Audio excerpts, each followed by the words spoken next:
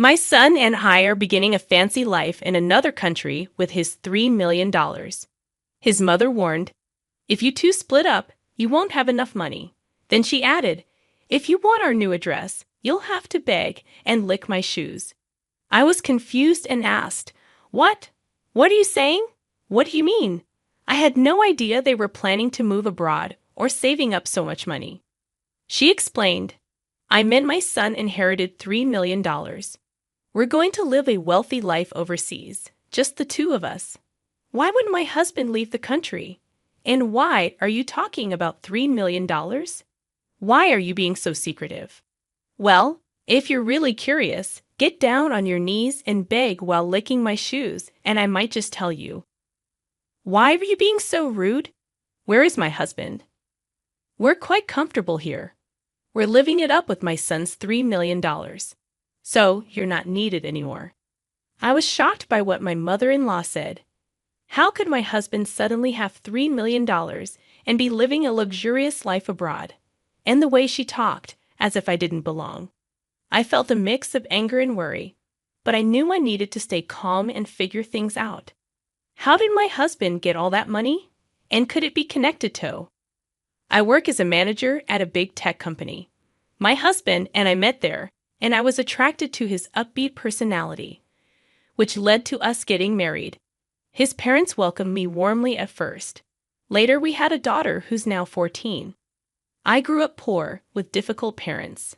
Having faced many challenges, I was determined to love and care for my daughter deeply, while also managing work and the household. Then, one day, my husband had to move to Texas for a project. "It's going to be tough being alone with our daughter," I said. "Yeah, balancing work, chores, and taking care of her will be hard." "Maybe we should ask my mom to come and help," my husband suggested. "That could be a relief," I agreed. So I reluctantly agreed to let my mother-in-law move in with us. "Mommy, when will Daddy come back?" my daughter asked. "It looks like he'll be in Texas for a while, but don't worry. Gran was coming to stay with us," I reassured her. And so, my mother-in-law came to live with us. Little did I know, this decision would turn out to be the biggest mistake of my life. "You're working late again today, huh? Women who neglect their families." I'd hear biting remarks from her when I came home from work. "I have a job too, and I take care of our daughter." I'd argue back, but she was never satisfied. "When I was young, family was everything. I never even thought about working outside," she'd say.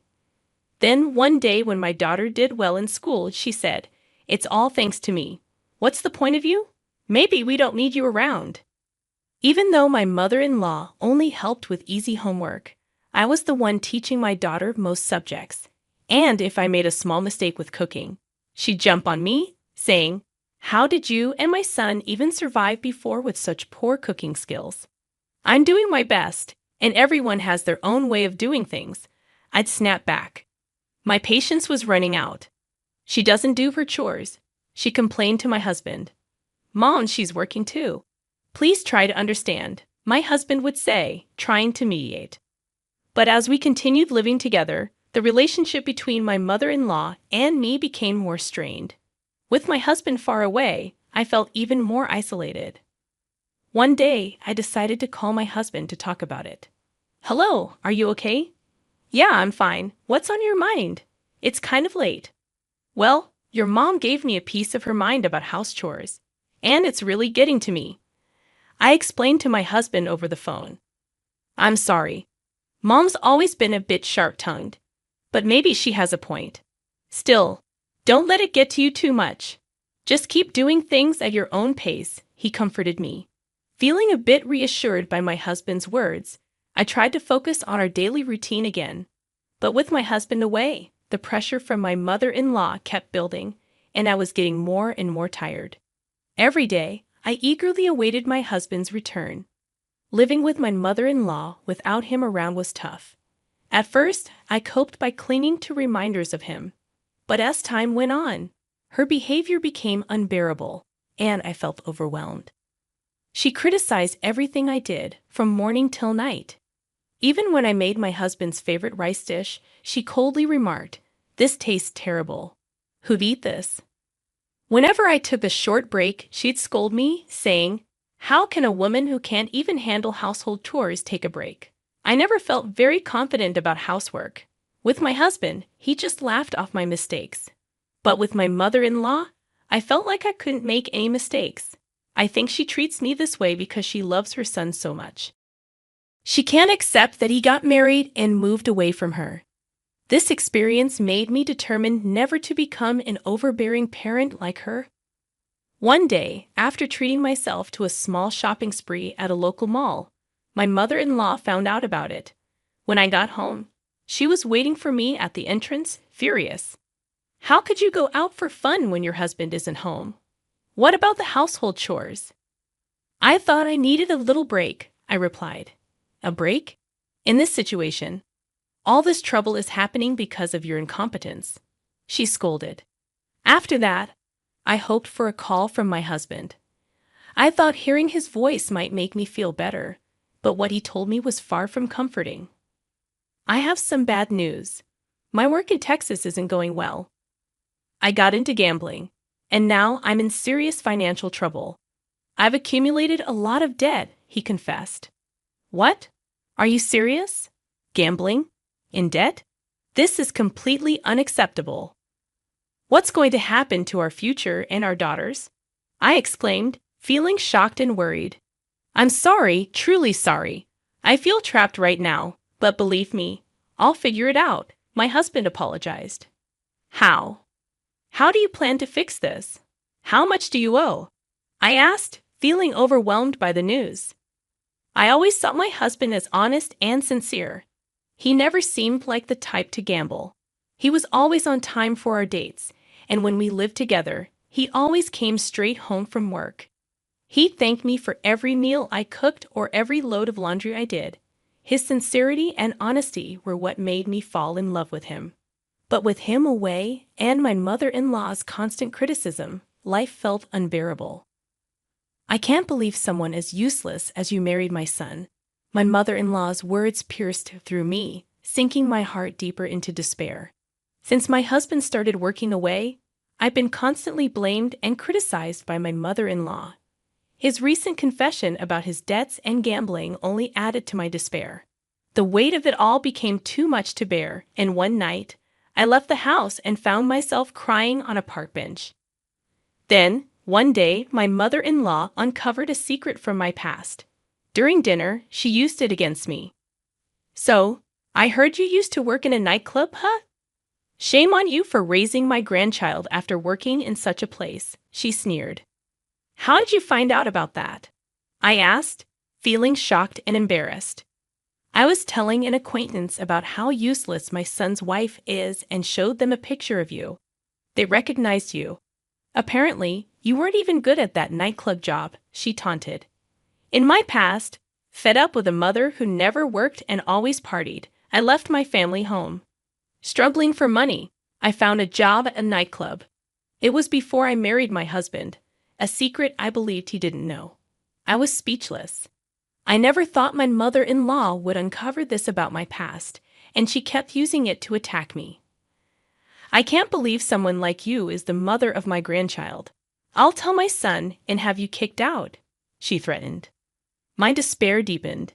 It felt like everything I had with my husband, all the efforts I put in, and the future I dreamed of were taken away with her words. My husband's communication became scarce. I worried he started doubting and suspecting me. Alone in my room one night, I reflected on my life, meeting my husband, our marriage, and our current struggles, along with my mother-in-law's constant blame and accusations. I felt like I couldn't continue like this. "I can't take it anymore," I whispered, walking out into the lonely nighttime streets. The silence of the streets echoed my despair. My mother-in-law's words about my past, my secrets, and my present haunted me. Everything became a target for her criticism and blame. I sat on a bench in a park, staring up at the sky. Not a single star was visible. My heart felt just as dark. Suddenly, someone approached.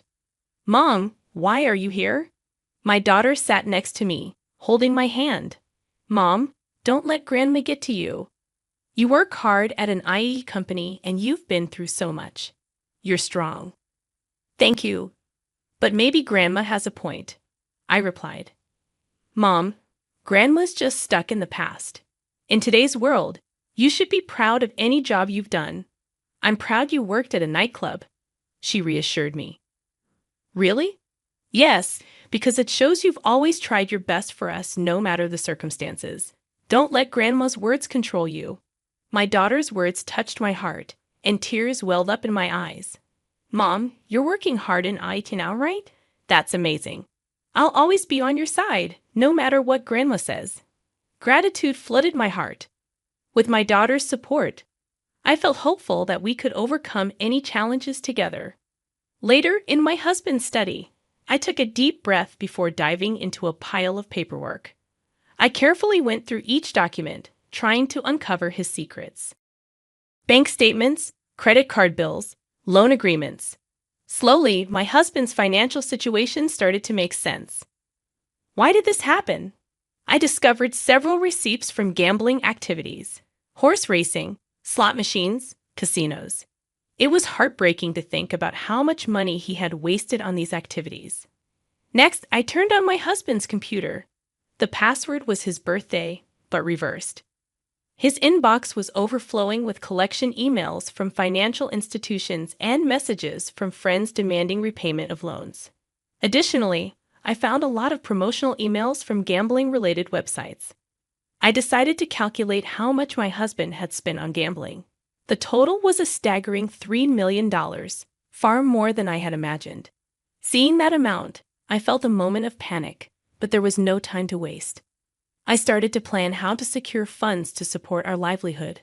I thought about my savings, the money we could get from selling our expensive electronics and luxury items at home, and the money I had saved from my salary. After that, I kept up with my investigation. Every day, I worked hard, reaching out to financial institutions to understand the extent of my husband's debts and obtaining his credit information. A few days later, I devised a plan. I started getting ready to build a life where I didn't have to rely on my husband or mother-in-law, and I also figured out a way to pay off his debts.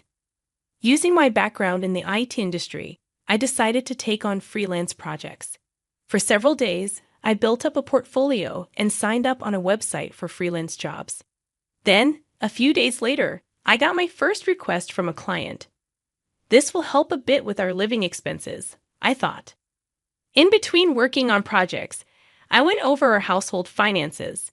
I canceled unnecessary subscriptions, cut back on unnecessary spending, and found ways to save on groceries.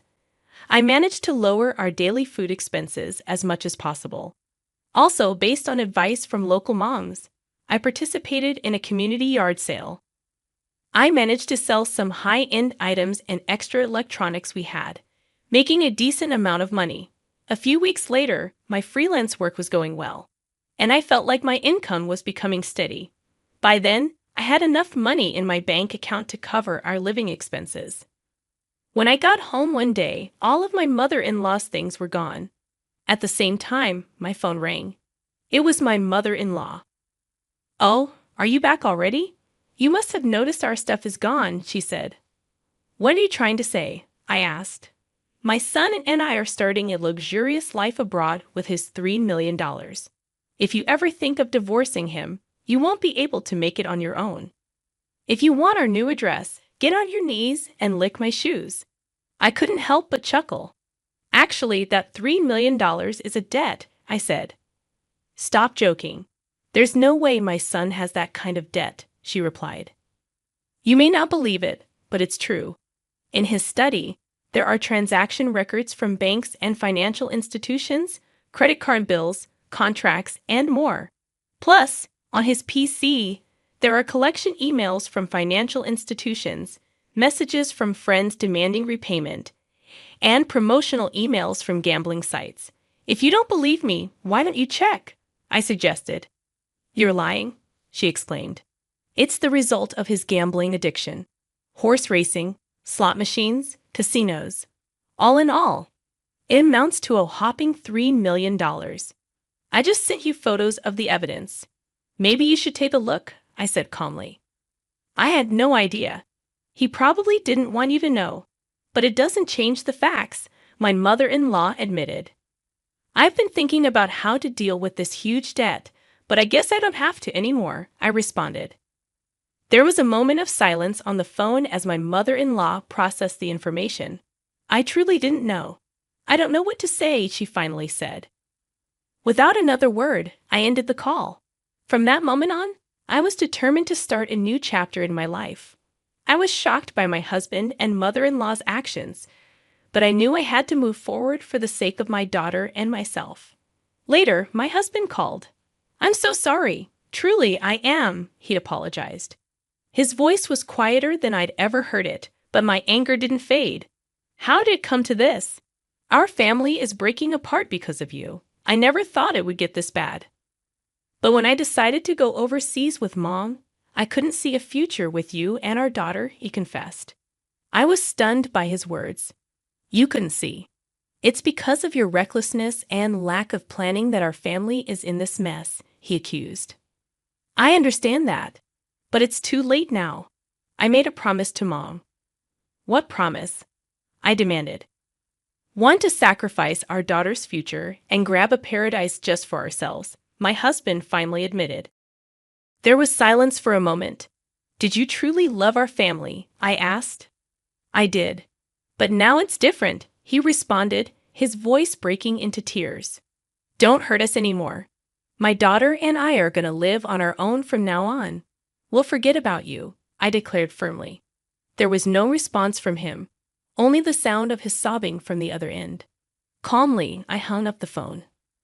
The reason my mother-in-law mistook assets for debts was due to a sudden bill of $3 million that arrived at our home. She thought it was a lottery-winning notice and began planning to move overseas, unaware of the misunderstanding. My husband, thinking starting a new life abroad would solve the debt problem, agreed to her proposal, mistaking the bill for a lottery notice. After that conversation, I set aside my anger towards my husband and started looking for a lawyer. I was determined to prepare for a divorce, seeking compensation for emotional distress and child support. A new life was about to begin for me and my daughter, independent from my husband and mother-in-law. I sought advice from a lawyer regarding divorce proceedings, emotional distress compensation, and child support claims. During this time, my daughter and I bonded deeply, and she became my biggest supporter. She fully understood my decision and chose to stay with me. Her words brought me comfort and made all the struggles with my husband and mother-in-law seem worth it. Tears of gratitude filled my eyes. Meanwhile, my mother-in-law and husband faced challenges in their new life overseas. Despite their efforts, they encountered problems due to lack of preparation and financial issues. To make matters worse, they were pickpocketed, losing their remaining funds, and struggled with the language barrier. Ultimately, they were deported for overstaying their visas. Later, I negotiated the terms of the divorce with my husband through our lawyers. The divorce was finalized, and we agreed that he would pay emotional distress compensation and child support in a lump sum. Thank you. Now I can finally begin a new chapter in my life, I said, feeling relieved. But all at once? Wouldn't it be better in installments? I suggested to my husband regarding the lump sum payment. It has been. I ended up taking on even more debt, borrowing money from some shady loan shark, he admitted. I don't know what happened to him after that, and honestly, I don't care, I replied, feeling detached from his struggles. After being evicted from her rental property and losing all her savings to pickpockets, my mother-in-law ended up homeless upon her return to the U.S. My daughter and I embarked on our new life. It wasn't always easy, but being free from my husband and mother-in-law, we could look to the future with hope. I wanted to live happily, working together with my daughter, who had saved me from the depths of despair.